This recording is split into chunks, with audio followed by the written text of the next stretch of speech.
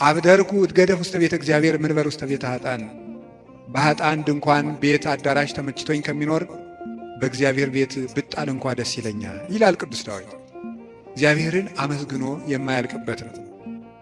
በተስፋ ባሕቲትከ አኅደርከኒ፣ በአንተ አለኝታ አንተ ብቻ ባለኝታ አሳደርከኝ። በአንተ አምኜ እሰክም ወነውም፣ ዓይኖቼንም በአንተ አምኜ እከድናቸዋለሁ። ስነሳም አንተን አምኜ እነሳለሁ እያለ ልቡን በእግዚአብሔር የጣለ እግዚአብሔርን የሚወድ ሰው፣ የእግዚአብሔር ልብ የፈሰሰለት ሰው ነበረ። እንደ አባት ሲቆጣው ብክን ብሎ የሚደነግጥ፣ በፍቅሩ የተነደፈ ርኅሩህ፣ ጠላቶቹንም ስለ እግዚአብሔር ብሎ የሚወድ የጌታችን የኢየሱስ ክርስቶስ ወንጌል ምልክት የነበረ አባት ነው ቅዱስ ዳዊት። ለዚህ ነው የዳዊት መዝሙር በተዘመረበት አጋንንት የሚደነግጡት፣ ልብ ሰላም የሚያገኘው። ስለዚህ የተወደዳችሁ ምዕመናን በጨነቃችሁ ጊዜ መዝሙረ ዳዊትን በጣም ውደዱት። እኔ ማስተማር ከጀመርኩ ጀምሮ ስለ መዝሙረ ዳዊት ነው የምናገረው። ልክ እናንተ እንደምትጨነቁት እኛም እኮ ይጨንቀናል። እኛም የምንጨነቅበት ጊዜ አለ። እናንተ ኃጢአት እንደምትሰሩ እኛም እንሰራለን። በተጨነቅን ጊዜ ግን የምናርፈው ከዳዊት መዝሙር አንዱን በመዘመር ነው። ሊታከም የሄደ ሰው የታዘዘለትን መድኃኒት ሲውጥ ነው ድህነት የሚያገኘው። አሁን የምነግራችሁን ነገር አድርጉት፣ እረፍት ታገኛላችሁ። በተጨነቃችሁ ጊዜ ሞባይላችሁን ከፍታችሁ የሆነ ነገር ወደ ማዳመጥ አትሂዱ። መዝሙረ ዳዊት መኪና ያላችሁ ሰዎች ካላችሁ መኪናችሁ ውስጥ እቤት እንዳለ ሁሉ መኪናችሁ ውስጥ ራሱ አንዱን ችሎ የማይወርድ አንድ መዝሙረ ዳዊት ቢኖራችሁ ጥሩ ነው። የሆነ ወረፋ እንኳን እስከምትጠብቁ የነዳጅ ወረፋም ሊሆን ይችላል፣ አላውቅም። መኪና ውስጡ ናችሁ 3 መዝሙር ዘምሩ። መስሪያ ቤት ገብታችሁ ወረፋ እስኪደርሳችሁ አንድ መዝሙርም ዘምሩ፣ የዳዊትን መዝሙር። ይገርማችኋል፣ መንገዳችሁ ሁሉ ብርሃን ይሆናል። እውነቴን የምነግራችሁ ከመተኛታችሁ በፊት እንደው 1 ሰዓት 2 ሰዓት 3 ሰዓት በቃ ከስልካችሁ ፍሪ መሆን አለባችሁ። መዝሙረ ዳዊት አንብቡ። እግዚአብሔር ከእናንተ ጋር ይሆናል። ቅዱስ መቃርስ ምን ይል ነበር? ጌታዬና አምላኬ መጠጊያዬ ኢየሱስ ክርስቶስ ነው። ይህንን ሌሊት የማድርበት ጉልበት የለኝም። ሌሊቱን እንዴት እንደማድር አንተ ታውቃለህ። አንተ ከኔ ጋር ሁን፣ በፈቃድህ አሳድረኝ ብሎ ይጸልይ ነበር። ስለዚህ የቅዱስ ዳዊትን መዝሙር ጸልያችሁ አንብባችሁ ተኙ። ማለዳችሁን እግዚአብሔር ማታውን የቀደሰ ሰው ማለዳውን ይቀድሳል።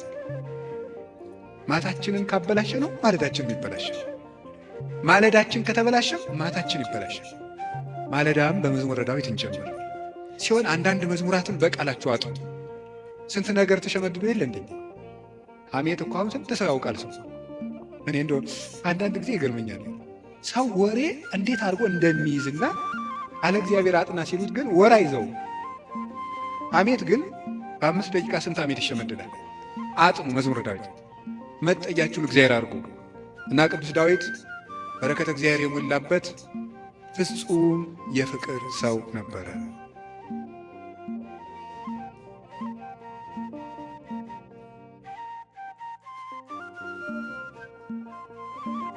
በስመ አብ ወወልድ ወመንፈስ ቅዱስ አሃዱ አምላክ አሜን።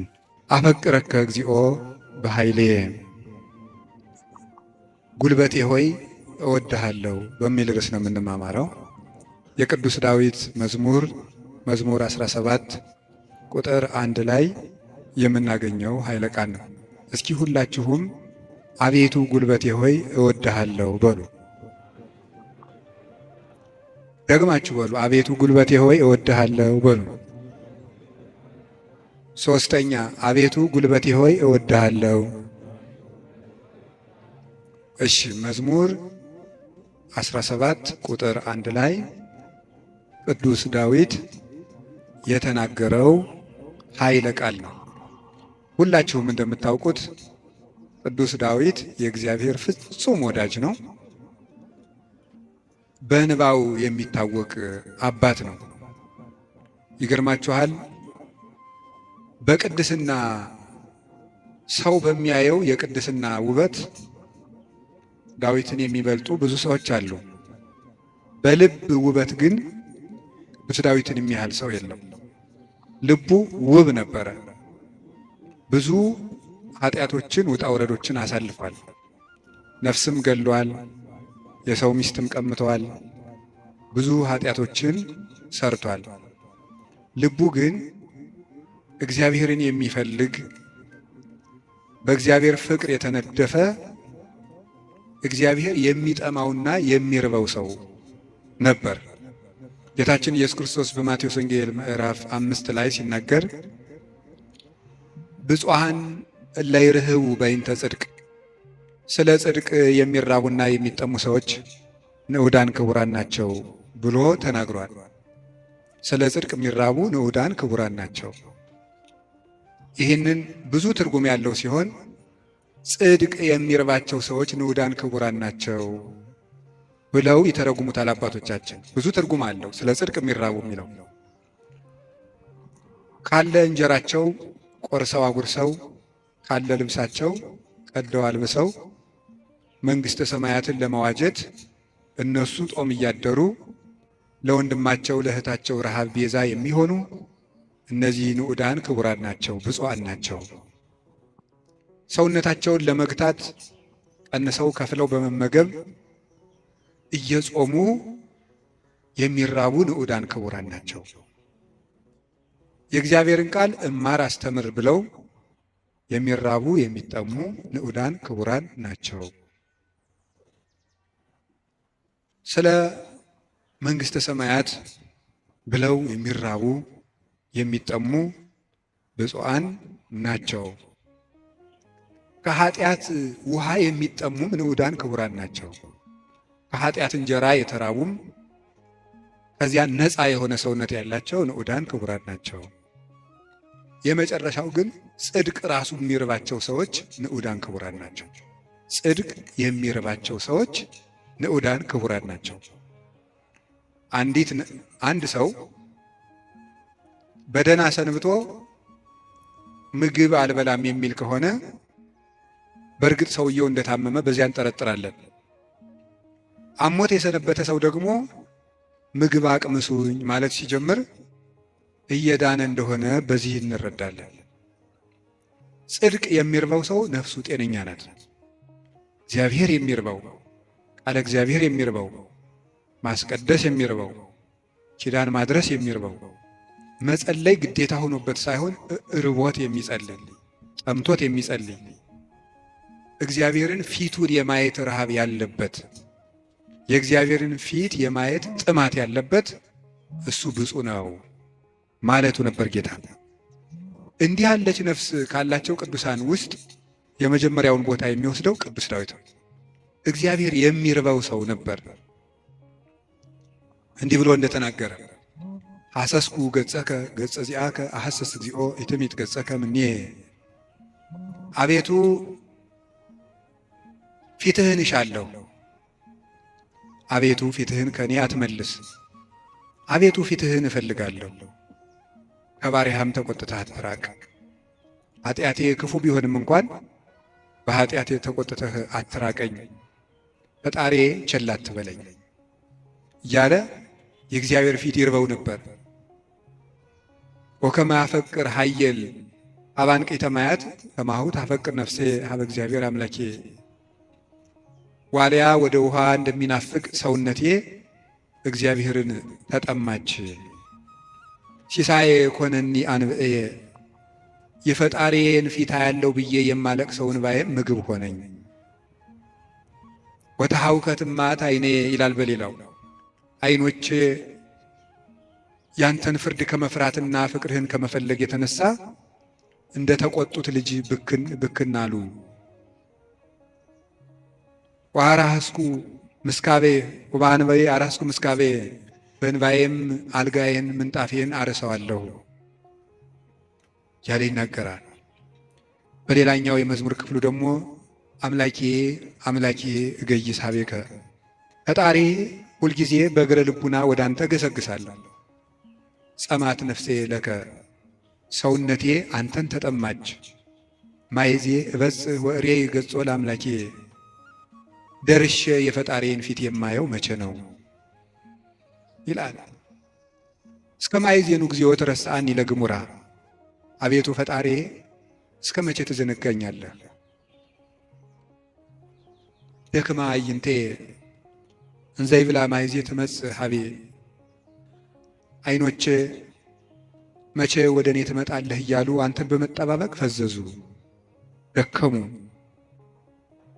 ማይዜ ትመጽእ ሀቤ፣ ወደ እኔ የምትመጣ መቼ ነው? ወአሐውር በየዋተ ልቤ ማእከለ ቤቴ፣ አንተን በመጠበቅ በልቡና ቅንነት ጸንቼ እጠብቅሃለሁ። እግዚአብሔር እድል ፈንታዬ ጽዋ ተርታዬ ነው። ያለ እግዚአብሔር ምግቡ፣ እግዚአብሔር ልብሱ፣ እግዚአብሔር መጠጡ ነበር። ፈጣሪ ወበምስካቤኒ እዜከረከ፣ ሳንቀላፋም አንተን እያሰብኩ አንቀላፋለሁ፣ በመኝታዬም አስብሃለሁ። ፈጣሪ አንተ ብከ ተገደፍኩ እማሕፀን፣ በእናቴ ማሕፀን በአንተ አምኜ ተጣልኩኝ። አንተ አምላኬ እምከርሰ አምላኬ፣ ፈጣሪ በእናቴ ማሕፀን ሳለሁ አንተ አምላኬ ነህ። እናቴ የበላችው ተጭኖ የጠጣችው አንዝዞ እንዳይገለኝ የጠበቅከኝ፣ ከእናቴ ማሕፀን ጀምሮ አባቴና እናቴ የእውነተኛ ረዳቴ መጠጊያዬ አንተ እግዚአብሔር ነህ። እግዚአብሔር ብርሃኔና መድኃኒቴ ነው። እግዚአብሔር ያበርሊተ፣ እግዚአብሔር ብርሃኔ መድኃኒቴ ነው። ምን ያስፈራኛል? እግዚአብሔር ምእመና ለሕይወቴ ወምንትኑ ያደነግጸኒ፣ እግዚአብሔር የሕይወቴ መታመኛዋ ነው። ምን ያስደነግጠኛል? እመኒ ሮዱኒ ጸባይት ወመኒ ጸባአኒ ተአይን፣ እየፈራሃኒ ልቤ፣ ሀገር ተነስቶ በእኔ ላይ ቢከበኝ ልቤ አይደነግጥብኝም፣ በእግዚአብሔር እታመናለሁ እና። ወምስካየ ነውቱ አምላኩ ለያዕቆብ፣ የያዕቆብ ፈጣሪ መጠጊያችን ነው። ወበይንተ ዘይንፈርህ ለማድለቅለቀት ምድር ወለመኒ ፈለሱ አድባር ውስተ ልበ ባሕር።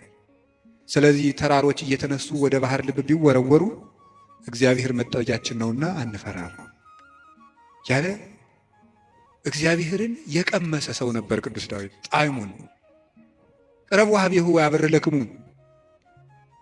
ወደ እሱ ቅረቡ ብርሃነ ረድኤቱን ያበራላችኋል። ጣዕሙ ታይምሩ ከመሄር እግዚአብሔር፣ እግዚአብሔር ፍጹም ቸር እንደሆነ እመሱ። እግዚአብሔርን ከመውደዱ የተነሳ ቅዱስ ዳዊት አሐተ ሰአልክዎ ለእግዚአብሔር፣ እግዚአብሔርን አንዲት ነገር ለመልኩት ወኪያስስ፣ እሷንም እሻለሁ። እግዚአብሔርን ደስ የሚያሰኘውን ነገር አውቅ ዘንድ በቤተ መቅደሱም አገለግለው ዘንድ። ቅዱስ ዳዊት እግዚአብሔርን ከመውደዱ የተነሳ ለእግዚአብሔር ልጅ ብቻ ሳይሆን ጉድፍ ሆኖ መጣልን ሳይቀር ይወድ ነበር። ጥቀ ፍቁር አብያቲከ እግዚኦ እግዚእ ኃያላን ተፈሳሐት ነፍሴ በአፍቅሮ አይጻዳቲከ። የኃያላን መላእክት ፈጣሪ እግዚአብሔር ሆይ ማደሪያዎችህ ቤተ መቅደሶችህ እንደምን የተወደዱ ናቸው። ሰውነቴ ቤተ መቅደስን በመውደድ ደስ አላት። አብደርኩ እትገደፍ ውስተ ቤተ እግዚአብሔር ምንበር ውስተ ቤተ ኃጥአን። በኃጥአን ድንኳን ቤት አዳራሽ ተመችቶኝ ከሚኖር በእግዚአብሔር ቤት ብጣል እንኳ ደስ ይለኛል ይላል ቅዱስ ዳዊት። እግዚአብሔርን አመስግኖ የማያልቅበት ነው። በተስፋ ባሕቲትከ አኅደርከኒ፣ በአንተ አለኝታ አንተ ብቻ ባለኝታ አሳደርከኝ። በአንተ አምኜ እሰክም ወነውም፣ ዓይኖቼንም በአንተ አምኜ እከድናቸዋለሁ። ስነሳም አንተን አምኜ እነሳለሁ እያለ ልቡን በእግዚአብሔር የጣለ እግዚአብሔርን የሚወድ ሰው፣ የእግዚአብሔር ልብ የፈሰሰለት ሰው ነበረ።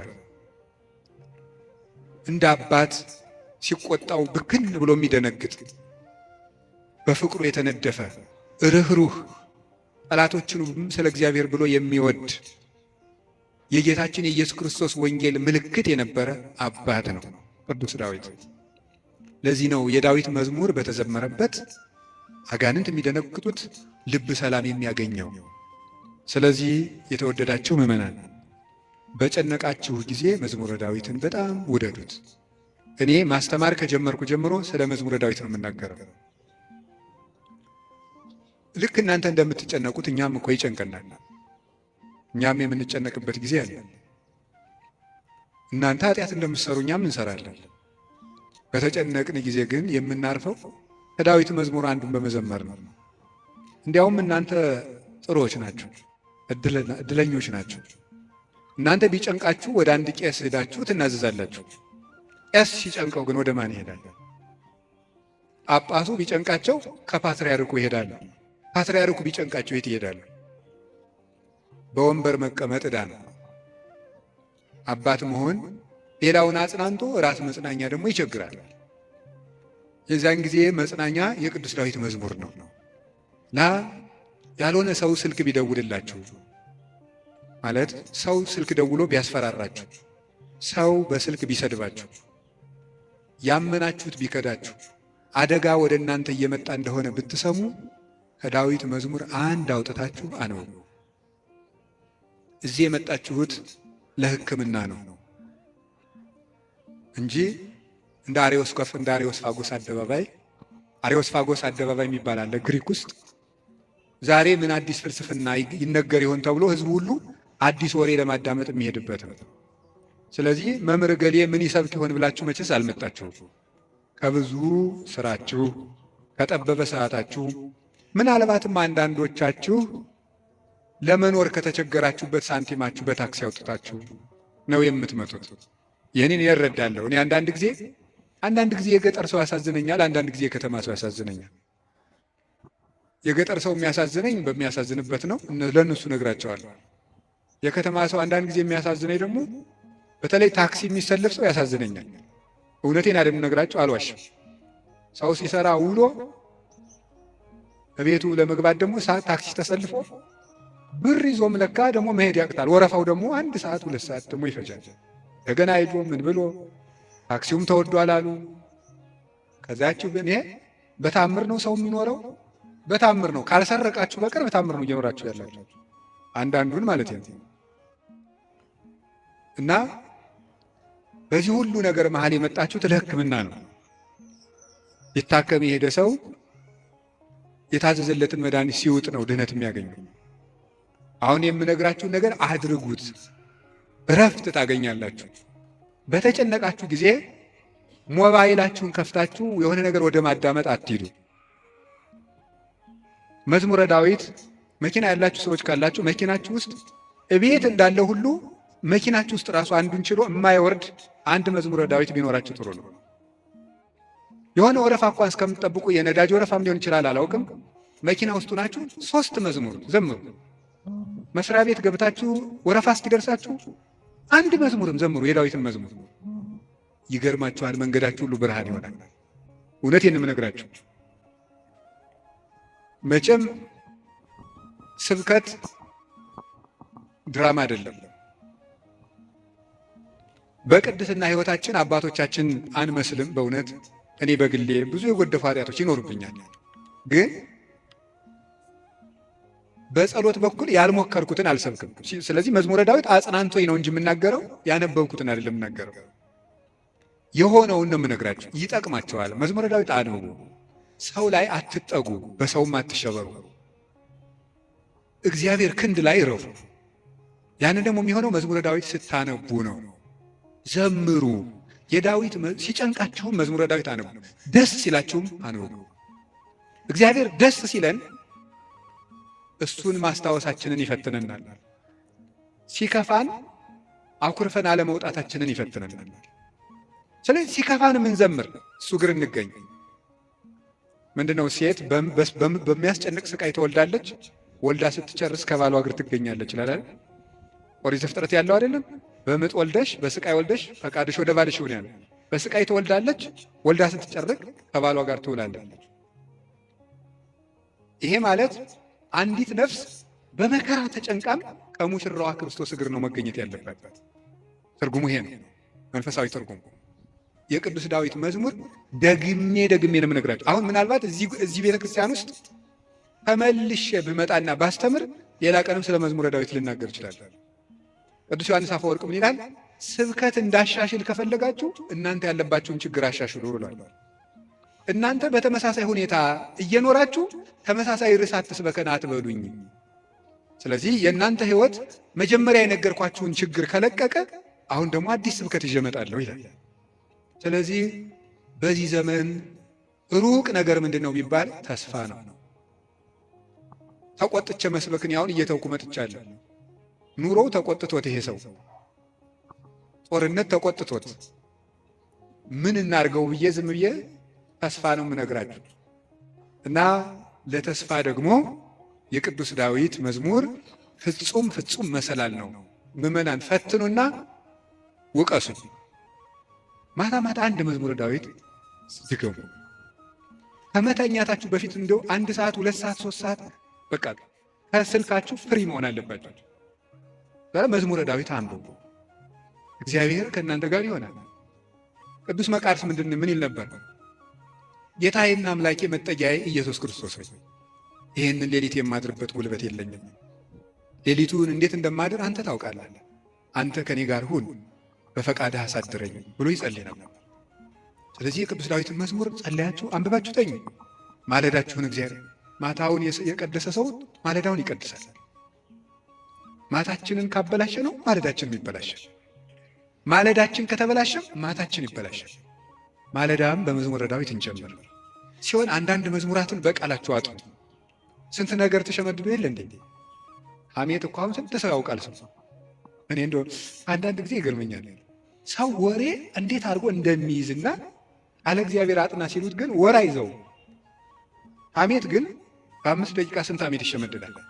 አጥኑ መዝሙረ ዳዊት መጠጊያችሁን እግዚአብሔር አድርጎ እና ቅዱስ ዳዊት በረከተ እግዚአብሔር የሞላበት ፍጹም የፍቅር ሰው ነበረ።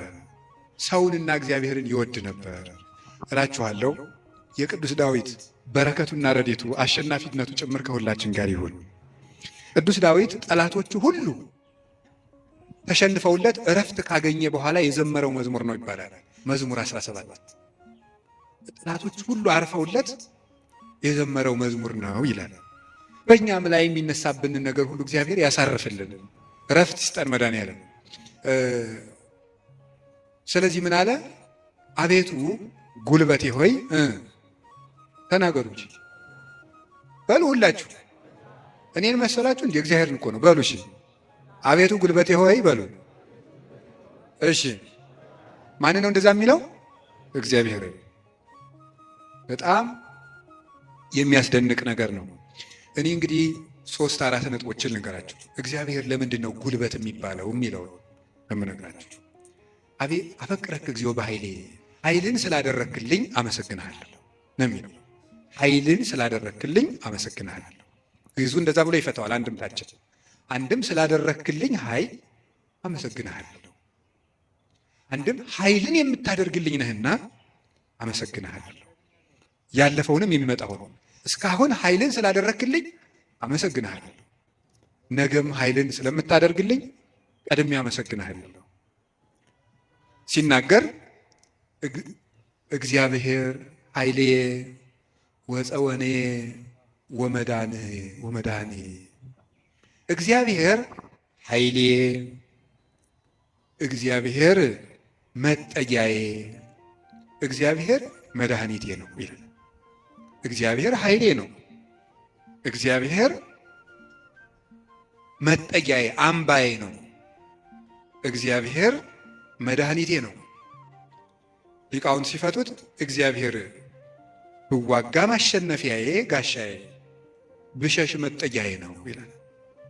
ሰልፍ በመጣ ጊዜ ድል የምነሳበት እሱ ነው። በሸሸው ጊዜ የማመልጥበት መጠጊያ እሱ ነው። የሚያድነኝም እሱ ነው የሚለውን ሊቃውንት ሲተረጉሙት የማያድን አምባ አለና ይላሉ። የማያድን አምባ አለና እግዚአብሔር ግን የሚያድን አምባ ነው። ብዙ ሰዎች የተጠጉበት አምባ ሁሉ አላዳናቸውም። አይታችሁ እንደሆነ ማለት ነው። እየሰማችሁ ነው? አዎ፣ የተጠጉበት አምባ ሁሉ አላዳናቸውም። እንዲያው ብዙ ሰዎችን ሰው ሲያሰቃዩ የነበሩ ነገስታትን ሁሉ አንዳንድ ጊዜ ነገስታትን፣ ኃያላን ሰዎች፣ ንፉግ ባለጸጎች፣ እነዚያን ሁሉ ታሪክ እንደ ቁጭ ብዬ ሳስበው ብዙዎቹ ያ ነገራቸው እንዳጠፋቸው ነው የምታዩት። ጉድጓድ ውስጥ ከተማ ሰርተው የሚኖሩትን ሁሉ መርምሮ አውጥቶ አንጠልጥሎ የሚገል ጥሎባቸዋል። ሁሉንም ማለት ነው። የማያድን አምባ አለና 100 ኪሎ ሜትር የምድር ውስጥ ከተማ ቢሰራ አንድ ሰው አይድንም። እግዚአብሔር ፊት ከሆነ ግን መሀል ላይ እዚህ መሀል ከተማ ላይ ምንም አይሆንም። በህዝብ መሀል ተሰውሮ ምንም አይሆንም። ዛሬ አቡነ ገብረ መንፈስ ቅዱስ ናቸው እንደምታውቀው። አቡነ ገብረ መንፈስ ቅዱስን አንዱ መነኩሴ ሂድና ጾም እንዲህ ያለ ቤተክርስቲያን ቅዳሴ ቀድሰን አሉት። አይ እንዴት አድርጎ ይሆናል? መነኩሴው በአብይ ጾም ከተማ ለከተማ እየዞረ ይሉኛል አሉ። ምዕመናን ከባዶች ናቸው እኮ ለማማት አይደለም። እኔ ግን ምዕመናን አንድ ነገር መናገር እፈልጋለሁ። እሱ ምንድን ነው? እኔ አሁን እግዚአብሔር ጸሎታችን አልሰማን ያለም ይመስለን በካህናት ላይ ያላችሁ እምነት እየቀነሰ ስለመጣ ነው። እውነት ነው፣ እኛ ኃጢአት እንሰራለን። ግን ኃጢአታችን ለራሳችን ትታችሁት እናንተ በእግዚአብሔር ብታምኑ ትጠቀሙ ነበር። ግን ነውር ለቃሚ ሆናችኋል። ከዚያ የተነሳ አትጠቀሙ። እኔ አሁን ሰሞኑን አይቻለሁ። የሄድኩበት ሀገር ገብቶ ይቀድሳል። ቀድሶ ሲወጣ ሲጋራ እያጨሰ ነው የሚሄድ ቄሱ። አሁን የኢትዮጵያ ካህናት ይሄን ብታየው አትሰቅሉንም? መሀል ከተማ ላይ ጳጳስ ሲያጨስን አይቻለሁ። ጳጳስ እያጨሰ ምን ትላላችሁ? እስቲ ጳጳሱ ሲጋራ እያጨው ቡል እኔ ጳጳሳት ያጭሱ የሚል አዋጅ አልናገሩም። እነሱም አይሰሙኝም ብል ራሱ እሱም አይሰሙም። የእኛ ጳጳሳት እኔ አያደርጉም፣ አይሰሙም። ግን ማለት የፈለግኩት ሲጋራውን ቡል እያደረገ መጥተው እጁን ሳም አድርገው ትሄዳሉ ምዕመናን። እኔ ባይኔ እኮ ነው ያየሁት። ትናንት ራሱ አይቻለሁ። ዛሬ ጠዋት ነው የገባሁት። እነሱ እንደዛ ነው የሚያደርጉት። እግዚአብሔር ጋር እንጂ ሰው ነውር ላይ አይደለም የሚንጠለጠሉት። ጉልበታችን መምጣት ያለበት ወደ እግዚአብሔር ነው። እንድንጠቀም መጠጊያ ማድረግ ያለብን እግዚአብሔርን ነው። የዘመን ጉዳይ እንጂ ማንም ሰው ከእግዚአብሔር ተለይቶ የተጠጋበት አምባ ሁሉ አይረባውም፣ አይጠቅመውም። ከእግዚአብሔር የተጠጋ ግን ይኸው ኤልዛቤልን ታውቋታላችሁ አይደለም? ናቡቴን እንደዚህ አድርጋ አስገድላ፣ እሷ ግን በግንብ የተሰራ ምርጥ ቤት በዘመኑ ድንጋይ ተወርሮ የማይፈነቅለው ቤት በሙሉ ሰርታ፣ ሰረገላ የማይገባበት ቤት ፈርሳ፣ ቤት ሰርታ፣ በጦር የማይወጋ ቤት ሰርታ፣ ይገርማችኋል፣ ገለው አውጥተው በመስኮት ነው እንደውም ጎትተው የጣሏል። ደሟንም ውሻ ነው የላሰው። መጽሐፍ ቅዱስ ይናገራል። የሚያድን አምባ እግዚአብሔር። የሀብት አምባም አያድንም፣ የዘመድ አምባም አያድንም፣ የጦር የሰረገላ አምባም አያድንም። አንድ ሰው ብዙ ቀን ክፉ ነገር አልደረሰበትም ማለት መጨረሻው ያምራል ማለት አይደለም። ጽዋው ሞልቶ እስኪፈስ እግዚአብሔር ሊታገስ ይችላል። ትዕግስቱን የፈጸመለትና ሰው በቸርነቱ መጠቅመጥ ያቃተውለት ግን የፍርዱን ጽዋ ይቀዳዋል። የሚያድን አምባ እግዚአብሔር አምባዬ ነው፣ ተጠግቼ ማልፍበት የሚያድን አምባዬ እግዚአብሔር። ዘመድም ስልጣንም ወገንም የጓደኛ ብዛትም መሳሪያም አያድንም፣ የሚያድነው እግዚአብሔር። በዚህ ነው ኃይሌ ወፀወኔ ብሎ ወመድኃኔ የጨመረበት። የሚያድን አምባዬ አምላኬ ረዳኤ ወቱ የከልቦቱ፣ ፈጣሪ እውነተኛ ረዳቴ ነውና እታመንበታለሁ። እውነተኛ ረዳቴ ነው ብሏል። እውነተኛ ረዳቴ ነው ሲል እውነተኛ ረዳት ማለት ምን ማለት ነው? እውነተኛ ረዳት ለምሳሌ አሁን ሰው እንጀራ አብልቶ እያበላ ብር ሰጥቶ ብር የሰጠውን ሰውዬ ቪዲዮ ይቀርጻል። ልብስ አልብሶ ቪዲዮ ይቀርጻል። አሁን ደግሞ በእነዚያ ሰዎች ላይም አትፍረዱ። እንደዚህ ስላችሁ አንድ ሰውዬ ነበር ቅዱስ ዮሐንስ አፈወርቅ ሄዶ እንዲህ አለው፣ መምህር ሆይ ምጽዋት መመጽወት እወዳለሁ፣ ስመመጸውት ደግሞ ስመሰገን ደስ ይለኛል። ስለዚህ ውዳሴ ከንቱ ካለበት ጽድቁ አይጠቅመኝም ማለት ነው። ምጽዋቱን ልተወው ትላለህ ወይስ እንዴት ታላድርግ አለው። ተወው አለው። አይ ምጽዋቱን ተወው ካልከኝ ማነው ውዳሴ ከንቱን ተወው ካልከኝ ምጽዋቱን ምተዋለሁ አለው። በል እንግዲህ ከነ ውዳሴ ከንቱ መጽውት አለው። ምክንያቱም ሰው አዝመራ ዘርቶ ምንም ባይጠብቀው ለእሸት ያህል ጥቂት አያጣም። አንተም ከነ ውዳሴ ከንቱ ስጥ ዝም ብለህ፣ እግዚአብሔር በረዴቱ ዋጋ አይነሳህም አለ። ስለዚህ እገሌ መመስገን ፈልጓል አትበል። ይፈልግ፣ እኛ ምን አገባን? ይፈልግ ማለት የፈለግኩት ግን እውነተኛ ረዳት የተባለው በመርዳቱ የማይመካ እግዚአብሔር ነው። በመርዳቱ አይመከርም። ገብቷችኋል አይደል? አንዳንድ ሰው ሱሪ ገዝቶ አቀማመጣችሁን ሁሉ ኦዲት ማድረግ ይጀምራል። ሱሪ ከገዛላችሁ አንተ ጭቃ ላይ ለምን ትቀመጥ የሚል ሱሪቱን እያየ ነው እሱ ስለገዛ ሊል ይችላል ነው። እኔ ያላየው እንደዛ የሚያደርግ ሰው አይቻል አውቅም። እንደሱ ነው የምታደርገው የሚል ማለት ነው። በይፋ መከራ የሚያለ እውነት የሚመጻደቅ ኧረ እንረጋጋ። በማን ላይ ነው ለዚህ የበቃል? አናውቅህም? ውሃ ቀቅለህ የምታደር አልነበርክም የሚል ሰዋል። እንደዚህ ጠቅ የሚያደርግ በነገር መልስ እግዚአብሔር እንደዚያ ባሽሙር አይወጋም ሰጠው ብሎ እውነተኛ ረዳቴ ነው ያለው እሱ ነው። እግዚአብሔር ሳይሰለች ይረዳል። ሳይሰለች ይረዳል። ሁልጊዜ ነው የሚረዳው። እግዚአብሔር ምንድን ነው የምትሉት? አንኮንዲሽናል ላቭ ነው የምትሉት መሰለኝ አሉ። የእግዚአብሔር ፍቅር ሁኔታ የለውም ማለት ምን ማለት ነው? ጥሩ ሰው በሆንኩ ቀን የረዳኝ እግዚአብሔር በረከስኩ ቀን አይተወኝም። ስለዚህ እግዚአብሔር እውነተኛ ረዳት ነው። ሰው ግን ቀን የጣለለት ጥሎ ይሄዳል። እግዚአብሔር እውነተኛ ረዳት ነው። ሁሉ ነገር ሲያልቅ ብቻችን ስንቀር አብረውን የሚቆም እሱ ነው። የእግዚአብሔር ቤተሰቦች እግዚአብሔር እውነተኛ ረዳት ነው ማለት እሱ ነው። መርጦ አይረዳም። እግዚአብሔር አሽቃብጡልኝ አይልም። አሁን እኮ በጣም እኔ እንደው አንዳንድ ጊዜ ይገርማል። አሁን ለምሳሌ ለቤተ ክርስቲያን እንኳን ሰው ስራ ለመስራት ትሪትመንት ይፈልጋል። እንዲህ ይባላል እኒህ አቶ ገሌ በእውነቱ ለዚህ ቤተክርስቲያን ዋና ቀኝ እጅ ናቸው ካልተባለ ደስ አይለውም። ይሁን እንግዲህ እዚህ የዚህም ደብር አላልኩም፣ ኦል ኦቨር ዘ ወርልድ ነው። ገብታችኋል አይደለም? የዚህን ደብር ማለት ሳይሆን በቃ በአጠቃላይ ሰው ነው። ሰው እኔንም ጨምሮ ማለት ትሪትመንት በቃ ኮሚኒኬሽኗ ካላማረች ወይ አለቃው ወይ ሰባኪው ወይ መምህሩ ገብረ ስላሴ ወለተ ስላሴ መጣችሁልን አልተባለ አይሆን። እግዚአብሔር እንደዚህ አይደለም። አሁን ዝም ብለህ መጥተህ እግዚአብሔር ወይ ሳንል ዝም ብለህ እንዲሁ ቆም ምብንል ይሰማል፣ ልብን ያዳምጣል እግዚአብሔር። እለትሰምዑ ለሆሳስ ልብ። ቆይ በኋላ የኔታ ይሉላቸዋል መላከ ገነት። እኔ በዚህ በጩኸቱ ዓለም ስለሌለውበት እሳቸው ይሉልናል። ይሄ መልካ ሕማማትና በጣም ደስ ይለኝ ስለ ስላሴ የሚናገር ነውና እለትሰምዑ ለሆሳስ ልብ። ደስ ሲል ስላሴ የልብን ሹክሹክታ የሚሰሙ የልብን አፍን አይተው ሳይሆን ነገር አሳምሮ ተናግሮ። እኛ እኮ ኮሚኒኬሽን ስኪል ተብሎ ኮርስ እየተሰጠን ነው። ሰው የሚወድልህ ወግ እንዴት አድርገህ ታዋጋለህ ነው ጨዋታው። መከራ አድርገህ ማዳመጥ አንዱ ስኪል ነው ምናምን። የሰዎችን ጥቅም አስቀድም፣ ምንትስ እንደዚህ ነዝበል፣ የቃላት ምርጫ ይኑርህ። እግዚአብሔር እንደዚያ ሳይል ጥሩ አድርገው ተናገሩ። ፍልስፍና ተምረዋል፣ ዲግሪ ያላቸው አነጋገር ይችላሉ። መግቢያው እንዴት ነው? ሀተታውሳ ኮንክሉዥኑ ጥሩ ነው አይልም።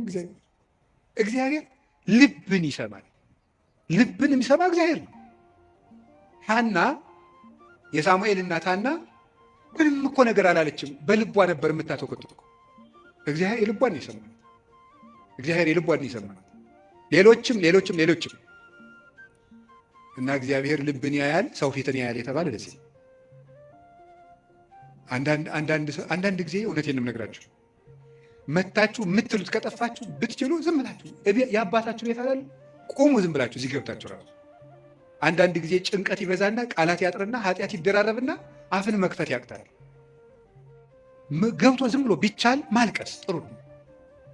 እግዚአብሔር ከሺህ ቃላት አንድ ዘላላ እንባን ይወዳል። እዚህ ገብቶ ማልቀስ እና እግዚአብሔር እውነተኛ ረዳቴ ነው። ወረት የሌለው ትናንት ረድቶ ዛሬ ችል የማይል አፍ ላይ የሌለው በሌላ ፍቅር የማይወሰድ ወዳጅ የማይለውጥ ስንለወጥ የማይለወጥ አባት እግዚአብሔር ነው። ደግሞ የማይደክመው የማይሰለች ለሁሉም የሚበቃ አባት እግዚአብሔር ነው። እኔ ለምሳሌ አሁን እንዳንድ የቤተ ክርስቲያን መነኩሴ አሁን ለምሳሌ 3 ሰዎች ሊያነጋግሩ ቢፈልጉ 3 ሰዎች እንዳነጋገርኩ መሽቷል ደህና ደሩ ቤት። እግዚአብሔር ይህን ሁሉ ሰው በአንድ ጊዜ ይሰማል። ታዲያ እውነተኛ ረዳት አይደለም ነው? አንድን የቤተ ክርስቲያን አባት በጣም ትልቅ ሰው ቢሆን ሁልጊዜ ከሌሊቱ 6 ሰዓት ብትደውሉበት አንተ ስራ የለም ስራ አትይዝም በዚህ ሰዓት ይደወላል ሊሉ አይችሉም? ይላሉ። እግዚአብሔር መንፈቀ ሌሊት ብንጠራው አለ። እግዚአብሔር ሊነጋ ሲል ብንጠራው አለ። እግዚአብሔር የትም ሆነን ብንጠራው አለ። ገደል ውስጥ ብንጠራው አለ። የረከሰ ቤት ውስጥ ሆነን ብንሰራው ምንድነው ሌሊት በምንጣፌ ላይ ሳለው ነፍሴ የወደደችውን ፈለግኩት ይላል መኃልየ ሰሎሞን ላይ። እና ይህን ምንጣፍ የሚለውን ሊቃውንት ሲተረጉሙ ይላሉ በኃጢአት አልጋ ውስጥ ተዘፍቄ ሳለው ፈጣሪዬን አሰብኩት። ውድቀት ውስጥ ሆነን ብንጠራው እግዚአብሔር ይሰማል። እግዚአብሔር እውነተኛ ረዳቴ ነው ያለው ለዚህ ነው።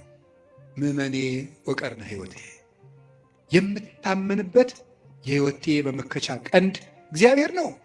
ሶበ ጽዋይ ክወለ እግዚአብሔር እድህንም ጸሬ፣ ፈጣሪ እግዚአብሔርን በጠራሁት ጊዜ ከጠላቶች እድናለሁ።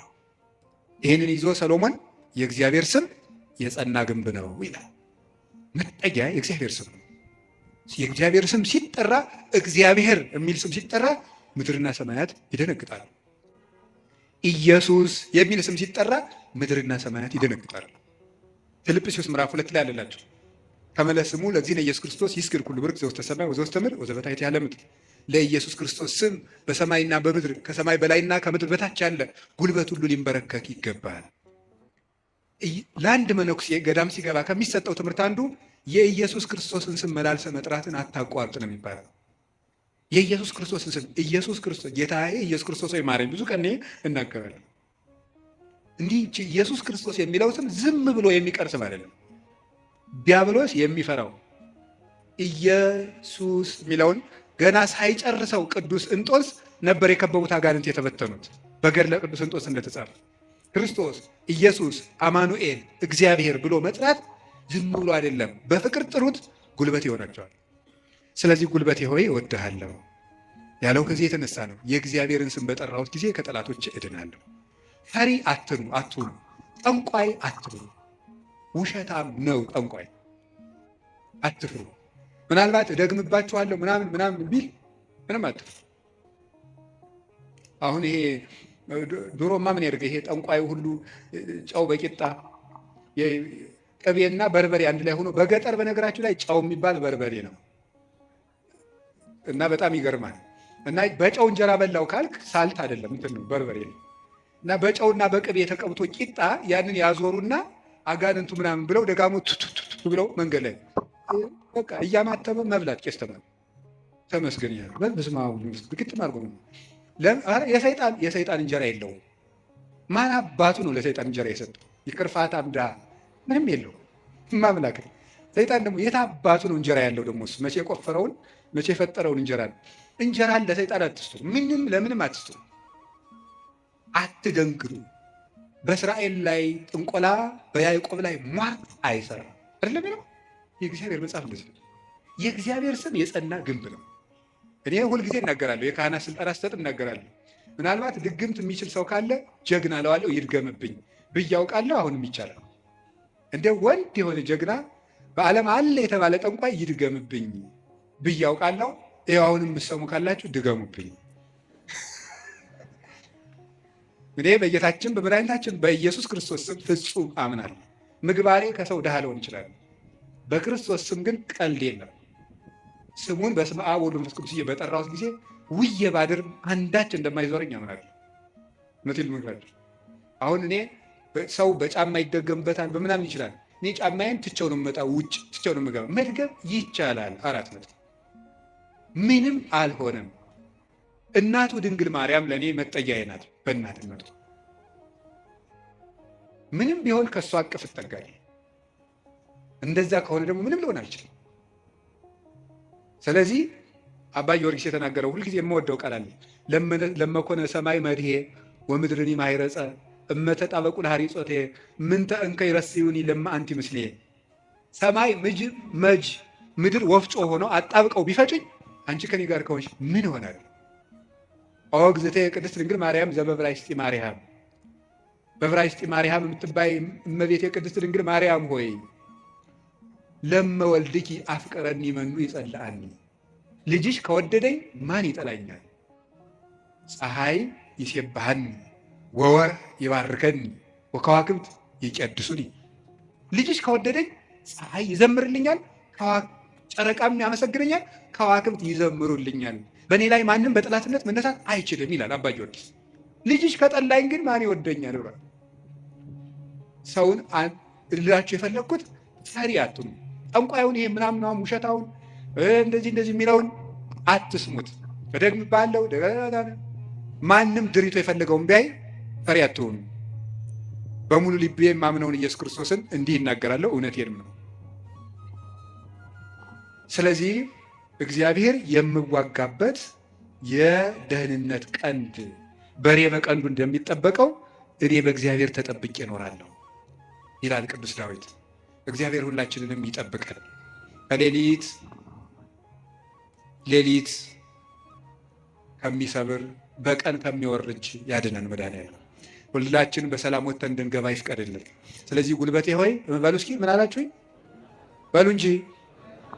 ስለዚህ ጉልበቴ ማለት ኃይሌ ማለት ነው። አሁን ትንሽ ነገር ስለዚህ ተናግሬ ትምህርቴን ለመቋጨት ልሞክር። ኃይል፣ በዚህ ዓለም ላይ ኃይል የሚባሉ ብዙ ነገሮች አሉ። የኤሌክትሪክ ኃይል አለ፣ የፊዚክስ ኃይል አለ፣ ሌላም ብዙ ኃይል አለ። እነዚያን ኃይሎች እዛው ትቻቸው፣ ግን በዚህ ደግሞ በማህበራዊ ኃይል በሚባለው ደግሞ ጥሩ ኃይሎች አሉ። እነሱ ኃይሎች ሶሻል ፓወርስ የሚባሉት እዛ ውስጥ ምን አለ? ለምሳሌ የመጀመሪያው እና አንዱ ኃይል የሚባለው የሞራል ፓወር የሚባላል። ሞራል ፓወር ማለት የስነ ምግባር ኃይል ማለት ነው። የስነ ምግባር ኃይል የሚባለው ሁለት ይከፈላል። የመጀመሪያው አርአያነት ይባላል። አርአያነት ብዙ ከሚናገር አንድ ድርጊት ያለው ሰው ዓለምን ይመልሳል። እንግዲህ በዚህ በፔዳጎጂ ትምህርት አዲስ አበባ ዩኒቨርሲቲ ያሳተመው አንድ መጽሐፍ ላይ እኔም አንብቤያለሁ። ሰዎች በመማር ማስተማር ሂደት ውስጥ መጀመሪያ የሚያስታውሱት ያዩትን ነው። መጀመሪያ ያዩትን ነው። መስማት መጨረሻ ላይ ነው። ወይም በተግባር አራቱን ባስቀምጠላችሁ ሰው የሚያስታውሰው መጀመሪያ ያደረገውን ነው፣ ቀጥሎ የተናገረውን ነው፣ ሶስተኛ ያየውን ነው፣ አራተኛ የመጨረሻ ደረጃ የሚወጣው ሰው የሚያስታውሰው የሰማውን ነው። ከዝቅተኛ ወደ ከፍተኛ በወስዳችሁ ደግሞ ሰው የሚያስታውሰው የሰማው ነው። በዝቅተኛ ደረጃ የሚያስታውሰው የሰማውን ነው። ቀጥሎ ከሰማው ይልቅ ያየውን አይረሳም። ካየው ይልቅ የተናገረውን አይረሳም። ከተናገረው ይልቅ ያደረገውን አይረሳም የሰው ልጅ። ስለዚህ ሰውን ብዙ ከምትነግረው አሳየውን። አርአያነት ገዢ ነው እና በዓለም ላይ ትልቅ ተጽዕኖ አሳዳሪ ሀያላን ሰዎች የሚባሉት የሚያደርጉ ሰዎች ናቸው። በአርአያነት የሚያደርጉ የሚያስገድዱ ሰዎች ለጥቂት ቀን ሰው ፈርቶ ያገለግላቸዋል። አርአያ የሚሆኑ ሰዎች ግን የሰውን ልብ ሳይዋጉ ይገዛሉ ይባላል። አርአያ የሚሆኑ ሰዎች ዓለሙ ሁሉ ለምሳሌ አንድ ነገር ልንገራችሁ። ቅዱስ እንጦንስን ታውቁታላችሁ አይደል? ቅዱስ እንጦንስ ግብፅ ሲገባ አንድ መነኩሴ ነው። አሁን በኢትዮጵያ ብቻ ስንት 2000 3000 ገዳማት አይኖር? ኢትዮጵያ ብቻ ለምሳሌ እኔ የምኖርበት ገዳም ብቻ 300 መነኩሴ አለ። ስለዚህ ምን ማለት ነው ተመልከታችሁ። አንድ እንጦንስ አልተዋጋም፣ የፈላስፎች የንግግር ጥበብ የለውም፣ ስብከት አልሰበከም። በኑሮው ግን የግሪክ ፈላስፎችን ሁሉ ወደ በረሃ እየጠራ መነኩሴ ያደረጋቸው። የአርአያነት ኃይል ከንግግር ኃይልም ከጦርነት ኃይልም ይበልጣል ይባላል። በዛውም እንግዲህ ቢሮ የምትሰሩ ሰዎች ካላችሁ ሰውን ከምትቀጡት ይልቅ አርአያ ብትሆኑት ሰው ሁሉ ይገዛላችኋል ነው። ሰዓት የማታከብሪ ወዮልሽ፣ ሰዓት የማታከብር ወዮልህ ከማለት እርስዎ ሰዓት ቢያከብሩ ሰው ሁሉ ሰዓት ያከብራል እንደ ማለት ያለ ነው። አንድ ሁለተኛ ደግሞ ሪኒዋል ፓወር የሚባለው የመታደስ ኃይል ነው፣ ወይም የንስሐ ኃይል ነው። ኃይል የሚባለው ንስሐ ገብቶ የመለወጥ ኃይል። ከክፋት የተመለሱ ሰዎች በዓለም ላይ ተጽዕኖ የማሳደር ኃይል አላቸው። ለምሳሌ ቅዱስ ጳውሎስ ምንድን ነው የሚለው? ዘአነ ቀዳሚሆሙ ለኃጥአን አይደል የሚለው? እኔ መጀመሪያቸው የምሆን ኃጥአንን ከኔ ጀምሮ የእግዚአብሔር ፈቃድ ሰዎች ሁሉ እንዲድኑ ነው ነበር ያለው። ስለዚህ ንስሐ የገቡ ሰዎች በዓለም ላይ ተጽዕኖ ይፈጥራሉ። ቅዱስ ጳውሎስ የመጀመሪያው፣ ቅዱስ ጴጥሮስ፣ ማርያም ግብፃዊት፣ ሙሴ ጸሊም የግብፅ ገዳማትን በሙሉ መዓዛው በሙሉ ያወዳል። ቅዱስ ዳዊት የንስሐ ሰው ነው። ሰሎሞን የንስሐ ሰው ነው። ንስሐ የገቡ ሰዎች ኃይል አላቸው። እግዚአብሔር እንዲያውም እንደተነሳ የሚወደው የለም። በሉቃስ ወንጌል ምዕራፍ 15 እንደተጻፈ ካልበደሉ ጻድቃን ከ99 ነገደ መላእክት ይልቅ ንስሐ በሚገባ አንድ ኃጢአተኛ በሰማይ መላእክት ደስታ ይደረጋል ተብሎ እንደተጻፈ። ስለዚህ ንስሐ ኃይል አለው፣ ኃይል አለው። አሁን ቅዱስ ዳዊት እግዚአብሔር ኃይሌ ነው ሲለው ስነ ምግባር ብሰራ ስነ ምግባር እንድትሰራ የረዳኸኝ አንተ ነህ ማለቱ ነው። ጥሩ ነገር ሰርቼ ከሆነ ያለ አንተ ጥሩ መሆን አልቻልኩም ማለቱ ነው። ጥሩ መሆንም የሚገኘው በእግዚአብሔር ነው። እግዚአብሔር ከተማን ካልጠበቀ ጠባቂዎች በከንቱ ይደክማሉ፣ እግዚአብሔር ቤትን ካልሰራ ሰራተኞች በከንቱ ይደክማሉ የሚለው ሲተረጎም አባቶቻችን ሲተረጉሙት ቤትን ካልሰራ ሰራተኞች በከንቱ ይደክማሉ የሚለው ሲተረጉሙት እግዚአብሔር ምግባረ ቤትን ካልሰራ፣ እግዚአብሔር ሀገረ ምግባርን ካልሰራ፣ እግዚአብሔር ሰውነትን ካልጠበቀ በንጽህናው ሰው መጠበቅ አይችልም። በገዛ ራሱ ሰው ራሱን መጠበቅ አይችልም እግዚአብሔር ካልጠበቀ። ስለዚህ መልካም ለመሆኔም አንተው ነህ ማለት ነው። ጥሩ ሰው መሆን የቻልኩት አንተ ረድተኸኝ ነው ማለት ነው። በንስሐ እንድነሳ ያበቃኸኝም አንተ ነህ። ከወደቅኩበት ጉድጓድ አውጥተህ ግን ሰው አድርገህ በሰው መሃል ያቆምከኝ አንተ ነህ ሲል የንስሐን ኃይል አንስቶ ተናገረ። ከቃሉ ጋር ናችሁ። እግዚአብሔር ከሁላችን ጋር ይሁን።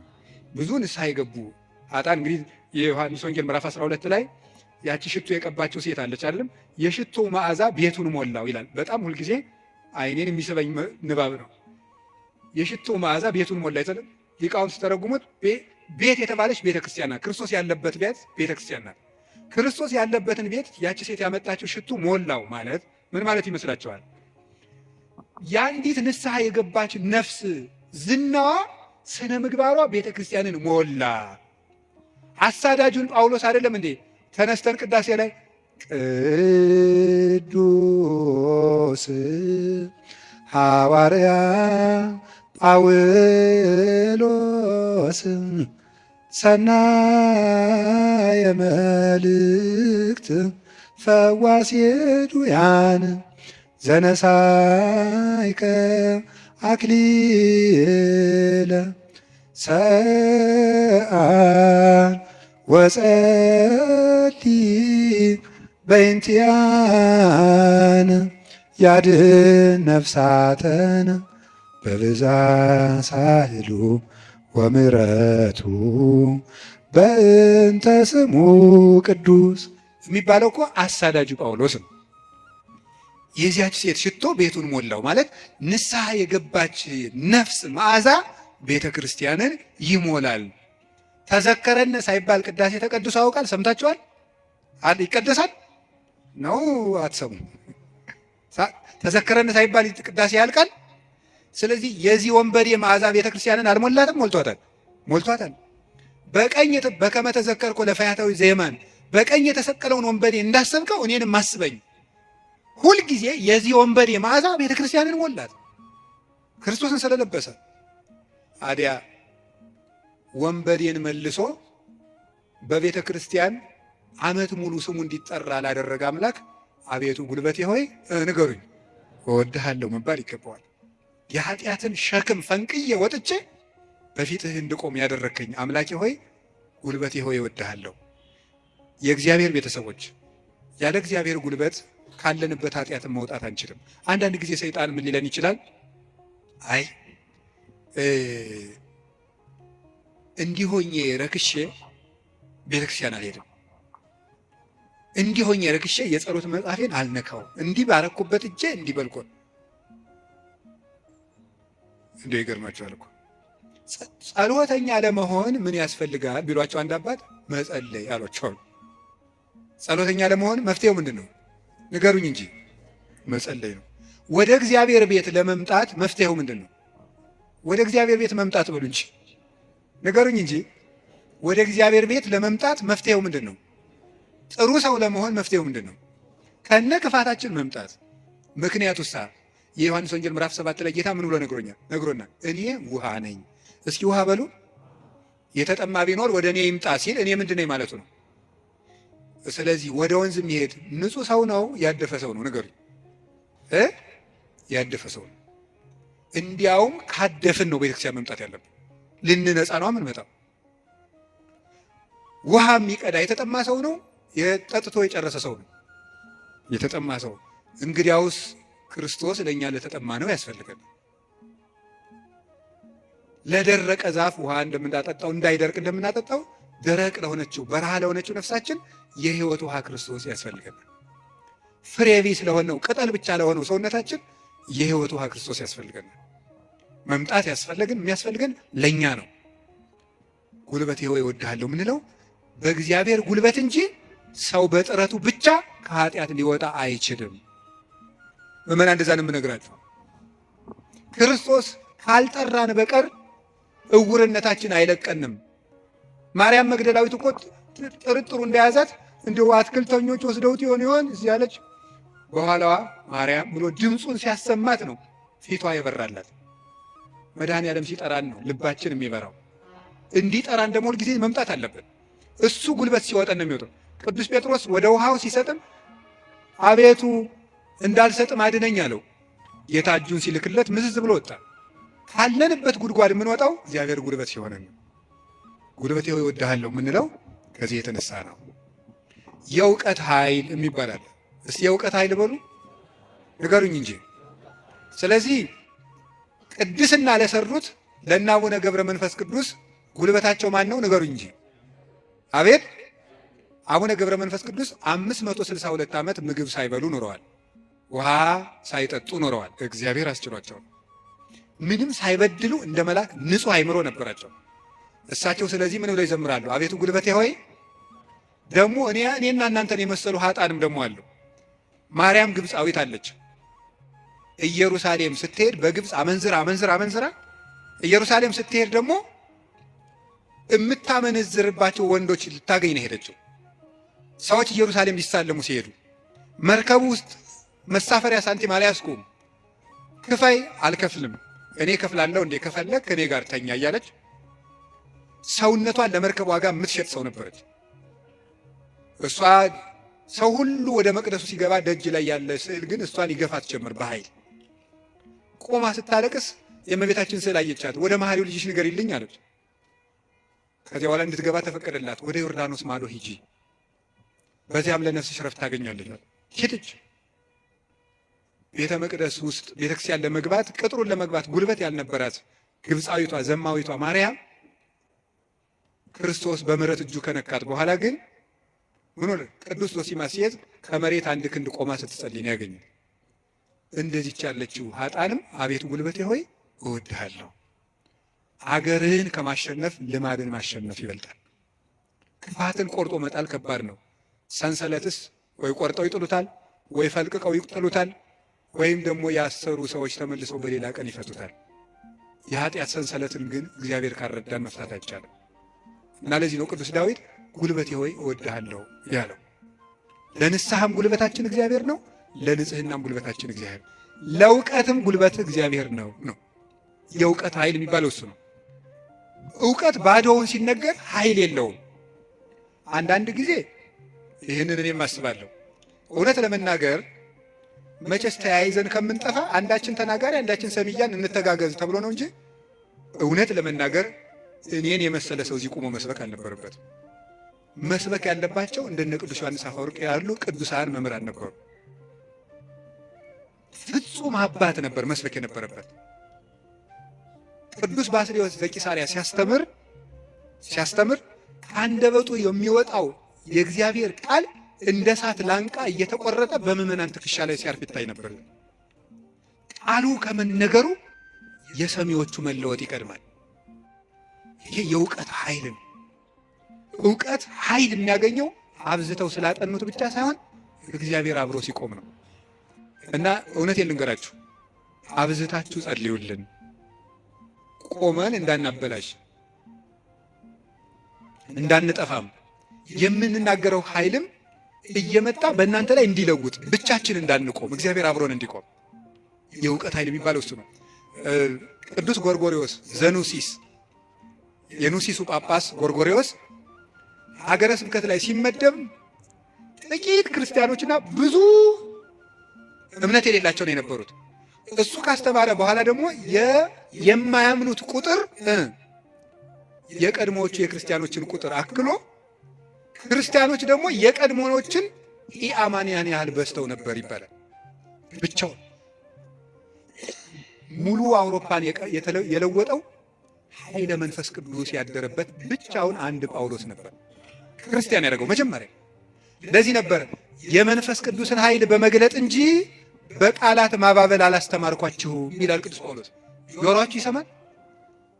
የመንፈስ ቅዱስን ኃይል በመግለጥ እንጂ በቃላት ማባበል አላስተማርኳችሁም ያለ ቅዱስ ጳውሎስ። ስለዚህ በእግዚአብሔር ኃይል መጣው እንጂ ቃላትን በማሳመር አልመጣሁም የሚለው ለዚህ ኃይለ እግዚአብሔር ለእውቀት ያስፈልገዋል። ብቻቸውን ሀገር የሆኑ ሰዎች አሉ። ከእውቀታቸው ላይ እግዚአብሔር ቆሞበት። ቅዱስ ዮሐንስ አፈወርቅ ብቻውን ቁስጥንጥንያ ውስጥ የሚያበራው ምሰሶ፣ ቅዱስ ያሬድ ኢትዮጵያዊው ብቻውን የቤተ ክርስቲያን ትጥቅ ሆኖ በየማህሌቱ ብቻውን ቆሞ የኖረው እውቀቱ ውስጥ ኃይል ነበረ።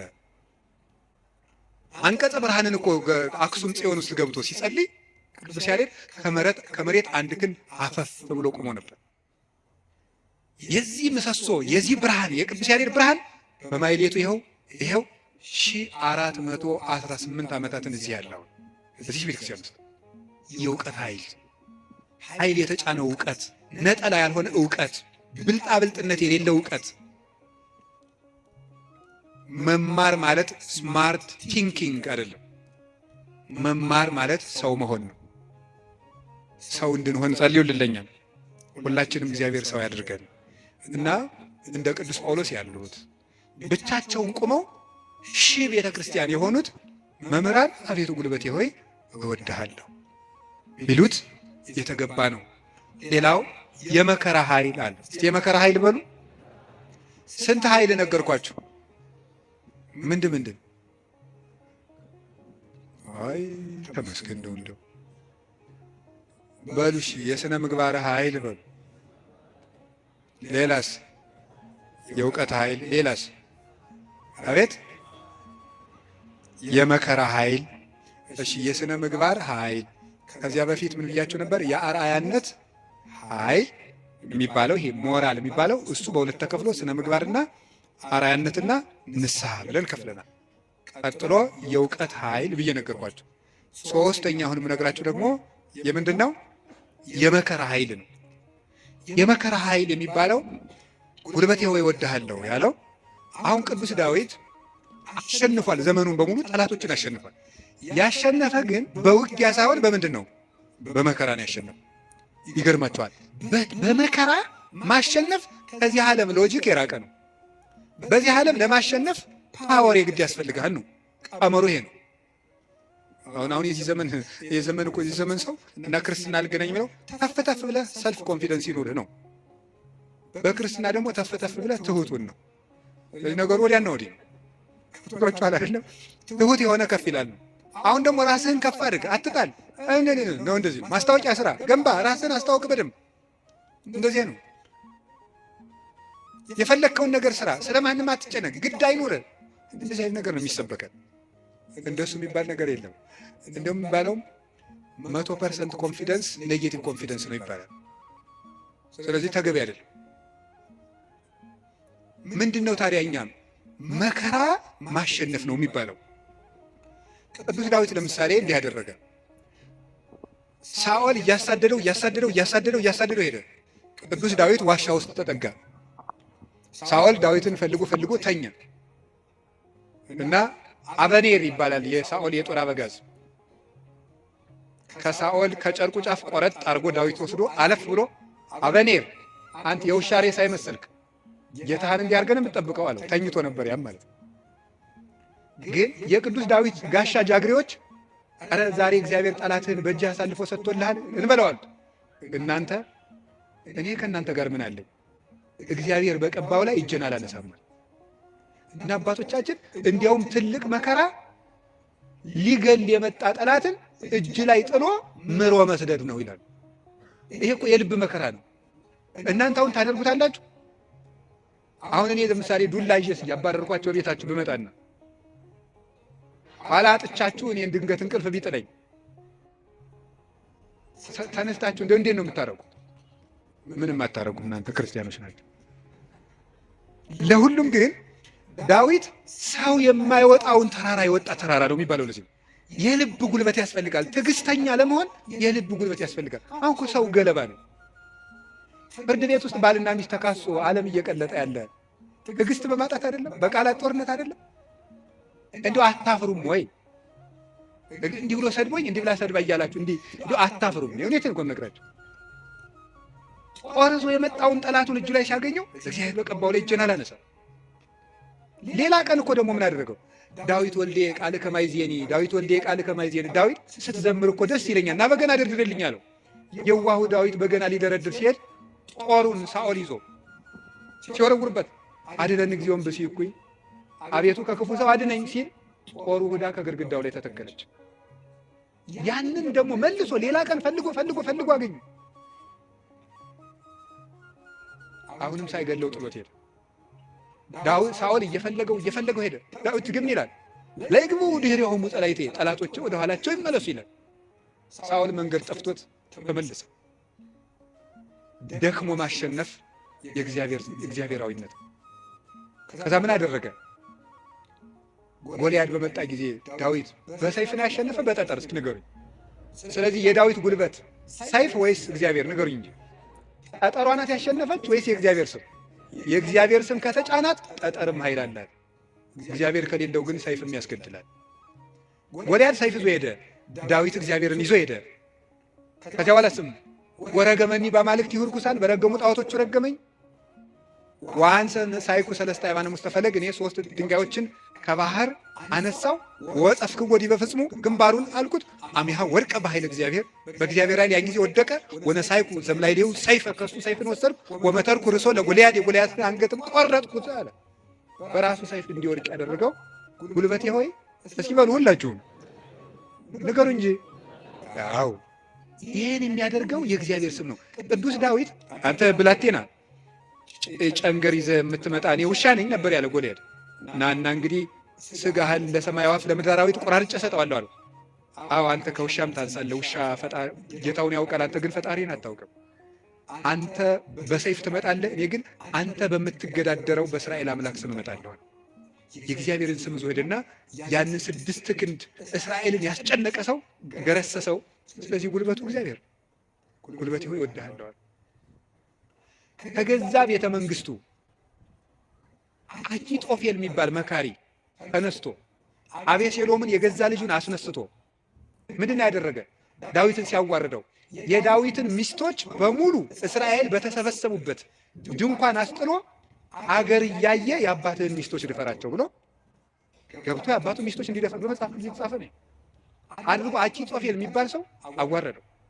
ዳዊትን ሄደ፣ ተሳድ ወጥቶ ሄደ ከቤተ መንግስቱ። ዳዊት ኃያል እኮ ነው። ስሙ ሲጠራ እኮ ሽም ቢደነግጥለት ነው። ኃያላን የጦር መሪዎች አሉት። ግን ምንድነው ያደረገ? እግዚኦ ሚበዙ ለይሳቅብን ብዙሃን ቆሙ ላይ ብዙሃን ይቤልዋ ለነፍሴ እያድህነች አምላክኪ አንተሰ እግዚኦ ምስካዬ አንተ አቤቱ የሚያስጨንቁኝ ምንኛ በዙ፣ ብዙዎች በእኔ ላይ በጠላትነት ቆመዋል፣ ሰውነቴንም የሚያድንሽ የለም ይሏታል። አቤቱ አንተ ግን መጠጊያዬ ነህ፣ ከራሴ ላይ በላይ ያለ ዘውድም አንተ ነህ እያለ በልቡ ተንበልብሎ ካሸዋ ላይ ወድቆ ያለቅስ ነው። የዛ ጊዜ አኪጦፌል ይገርማችኋል፣ አገሩ ገብቶ ዳዊት ከተመለሰ አይምረኝም ብሎ በገዛ እጁ ታንቆሟል። ዳዊት አኪጦፌል እንዲህ ብሎ ሲመክር ማዶ ላይ ደግሞ በመጽሐፈ ሳሙኤል እንደተጻፈው ማዶ ሄዶ ዮርዳኖስን ይሻገር ብሎ በቀትር እግዚኦ እልዋ ለምክረ አኪጦፌል አቤቱ ጌታዬ የአኪጦፌልን ምክር አፍርስበት ይላል። በዳዊት ሞት እየተመከረ ዳዊት ምን ያደርጋል? አቤቱ የአኪጦፌልን ምክር አፍርስበት ይላል። የመከረበትን ሰውዬ ሄዶ እንዳያስረው ተሰዷል። ጉልበት የለውም ዳዊት፣ ሰራዊት አልቆበታል። ስለዚህ ምን አደረገ? አንድ ጉልበት አለው፣ እግዚአብሔር ነው። የአኪጦፌልን ምክር አፍርስበታል። አኪጦፌል ምን አደረገ? መላ አእላፈ እስራኤል ሰብስብ፣ የዳዊትን ሚስቶች በአደባባይ አትነውራቸው። የዚያን ጊዜ ዳዊት እንደተዋረደ ቀን እንደጣለው የእስራኤል ሰዎች ያውቃሉ።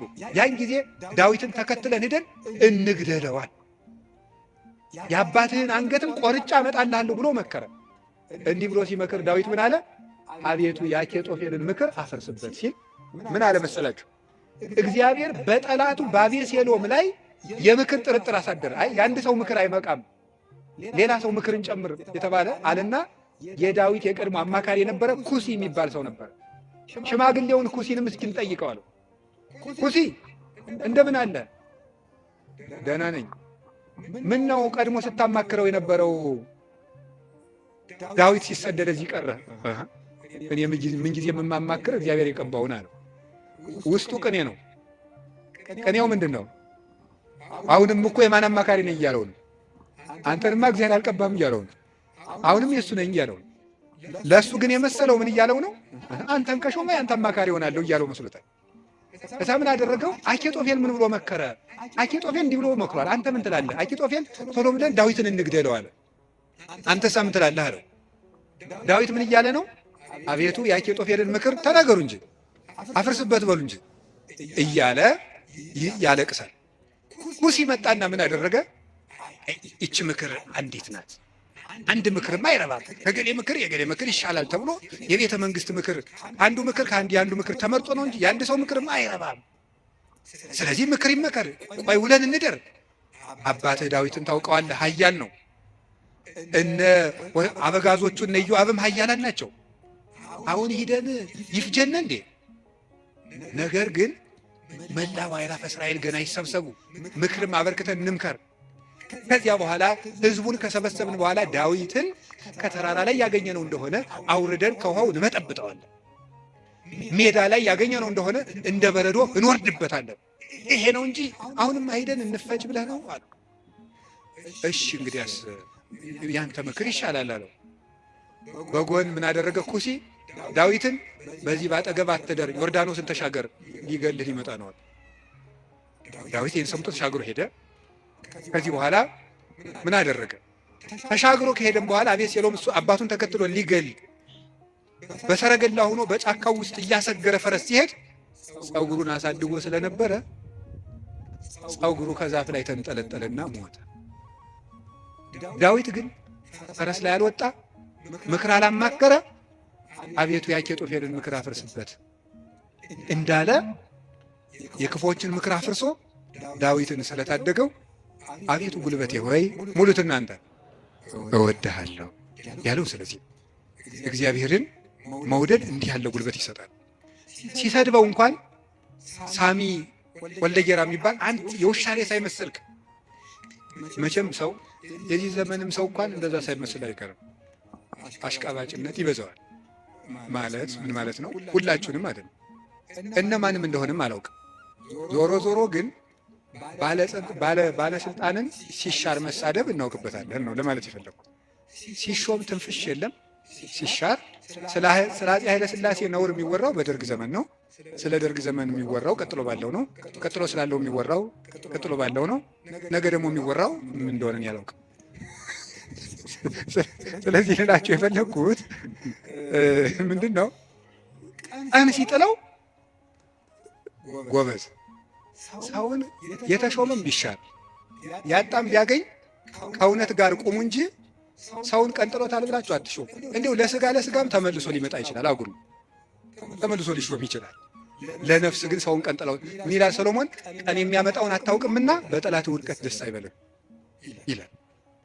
ስለዚህ ሳሚ የሚባለው አንድ የውሻ ሬሳ የመሰልክ ጭንጋፍ አለው ዳዊትን ያህል ጌታ ያን ከፍ ያለ ሰማይ አቢሳ የሚባለው የእህቱ ልጅ ይሄ የውሻ ሬሳ የመሰለ አንገቱን ልቁረጠው አለ። ተው እግዚአብሔር ሰደበው ብሎት ነው። እግዚአብሔር ሰደበው ብሎት ነው። ይሄ ስድብ የሚያመጣውን ዋጋ አታውቅም አለው።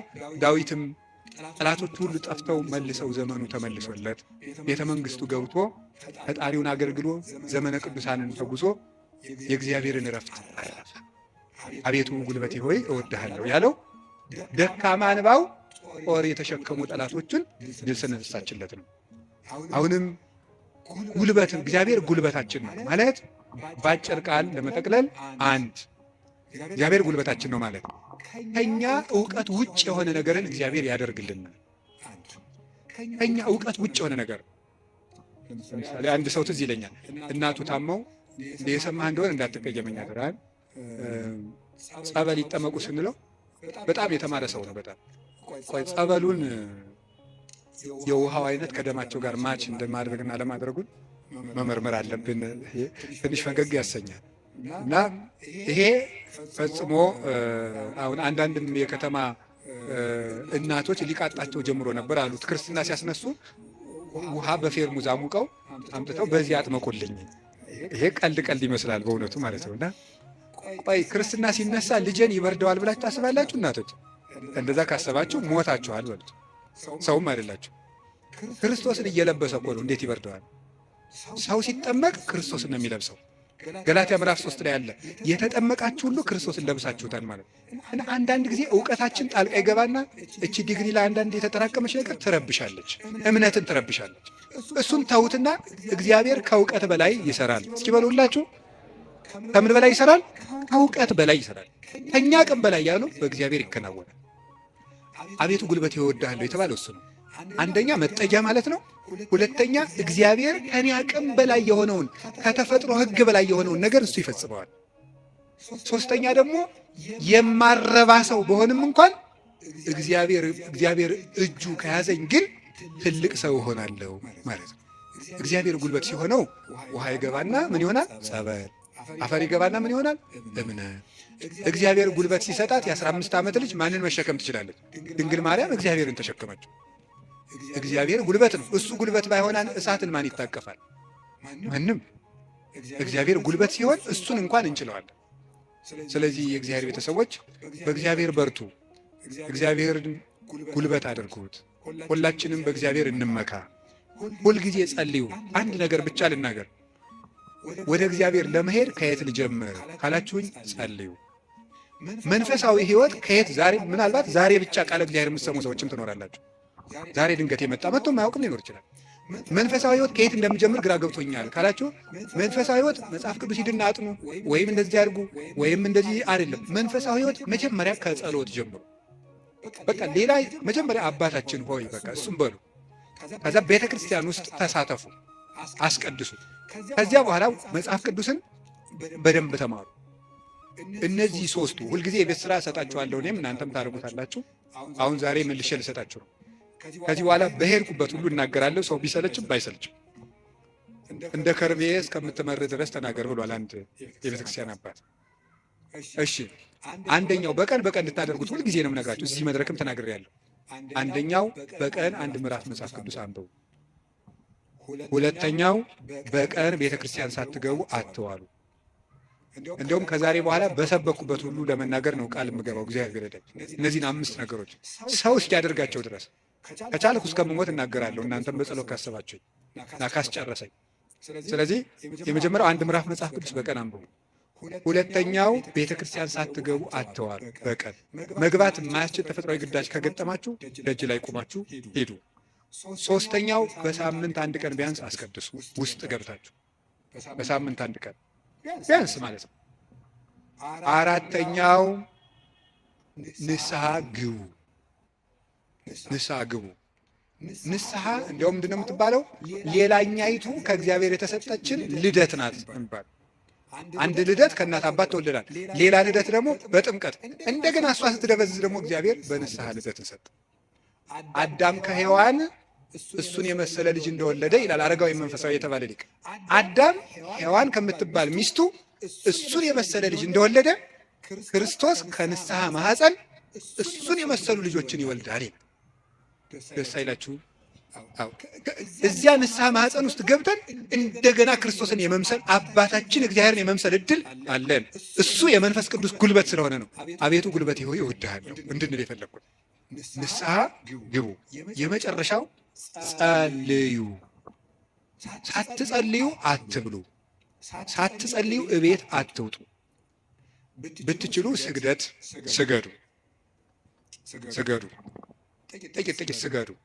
ትንሽ ከቻላችሁ 41 ካቃታችሁ 21 ካቃታችሁ 7 ካልሆነም 3 ይኸውላችሁ እኛ ለእግዚአብሔር ስንሰግድ ሰይጣን ከኛ እግር ይወድቃል። ሰው ለእግዚአብሔር ሲንበረከክ የሚያንበረከኩት ከሱ ስር ይንበረከካል። ዳዊት ለእግዚአብሔር ይንበረከካል፣ እግዚአብሔር የዳዊትን ጠላቶች ለዳዊት ያንበረከካል። ቀመሩ ይሄ ነው። እኛ ለእግዚአብሔር እንንበረከክ፣ የሚያንበረክኩንን አጋንንት ደግሞ እግዚአብሔር ያንበረከካቸዋል። ሰው ለእግዚአብሔር ሲንበረከክ ትልቅ ነገር ነው። ስለዚህ ጥቂት ስግደት በቀን ስገዱ፣ ጸልዩ፣ ጸሎት አታቋርጡ። ለጸሎታችሁ ደግሞ ቀመር አታብጁለት። ምን ማለት ነው? ዛሬ ንጹህ ነኝ ልጸልይ፣ ዛሬ ረክሻለሁ አልጸልይም። በቃ ሁልጊዜ ዝም ብላችሁ ጸልዩ፣ ሁልጊዜ ጸልዩ። ይህን ያደረግን እንደሆነ እግዚአብሔር ጉልበት ይሆነናል ልላችሁ ፈልጌ ነው። መድኃኔዓለም ለሁላችንም ጉልበት ይሆነን፣ የትንሣኤውን ብርሃን ለሀገራችን ያብራልን፣ የጨለመብንን ነገር ሁሉ በትንሣኤው ብርሃን ያርቅልን። ለተጨነቁ ሁሉ መድኃኔዓለም ሰላምን ይስጥልን። አቤቱ ጉልበቴ ሆይ እወድሃለሁ። ወስብሐት ለእግዚአብሔር። በስመ አብ ወወልድ ወመንፈስ ቅዱስ አሐዱ አምላክ። ይህ የላቱም ነው። በዚህ ኦርቶዶክሳዊ ቻናል መዝሙር የሚጠብቀኝ አይተኛ፣ ስብከት፣ ቤተ ክርስቲያን የምታስተምራቸው 4 ጉባኤያት አሏት። የተለያዩ ክብረ በዓላትን በቀጥታ መከታተል ይችላሉ። ቻናላችንን ሰብስክራይብ በማድረግ አገልግሎቱን ያግዙ።